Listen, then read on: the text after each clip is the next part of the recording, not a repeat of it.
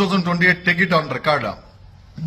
ವಿಶ್ವನಾಥ್ ರೆಡ್ಡಿಯನ್ನ 100% ಪದಚ್ಯುತಿ ಮಾಡ್ತೀವಿ. ಓಕೆ, ಆಮೇಲೆ ಬರೀ ದುಡ್ಡಿದ್ರೆ ಸಾಲದು, ಸ್ಟ್ರಾಟಜಿಕಲಿ ವಿಶ್ವನ ಸೋಲಿಸಬೇಕಾಗತ್ತೆ. ನೋಡೋಣ.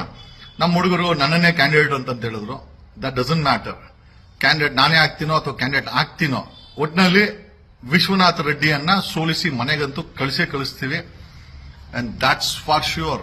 ಓಕೆ, ಕೆಂಪೇಗೌಡರ ತಂದೆ 70 ವರ್ಷ ಆಡಳಿತ ಮಾಡಿದಂತ ಯಲಹಂಕದಲ್ಲಿ ವಿಶ್ವನಾಥ್ ರೆಡ್ಡಿ ಅನ್ನೋ ಒಬ್ಬ ವ್ಯಕ್ತಿ ಮನೆಗೆ ಹೋಗ್ಲೇಬೇಕು. ಯಾಕಂತಂದ್ರೆ ನಾನು ಜಾತಿ ವಿಚಾರ ಮಾತಾಡಕ್ ಹೋಗಲ್ಲ, ನನಗೆ ಸಕಲ ಜಾತಿ ಧರ್ಮಗಳು ಕೂಡ ಒಂದೇನೆ. ಬಟ್ ಇಂಥ 2011-12ರಲ್ಲಿ ಈತನ ಮೇಲೆ ಲೋಕಾಯುಕ್ತದಲ್ಲಿ ಒಂದಷ್ಟು ಭ್ರಷ್ಟಾಚಾರದ ಕೇಸ್ಗಳು ಫೈಲ್ ಆಗುತ್ತೆ. ಗೊತ್ತಿಲ್ಲ ಏನ್ ಕಾಂಪ್ರಮೈಸ್ ಮಾಡ್ಕೊಂಡು ಅಥವಾ ಲೋಕಾಯುಕ್ತದವರೇ ಮುಚ್ಚಾಕೋದ್ರೋ ಗೊತ್ತಿಲ್ಲ.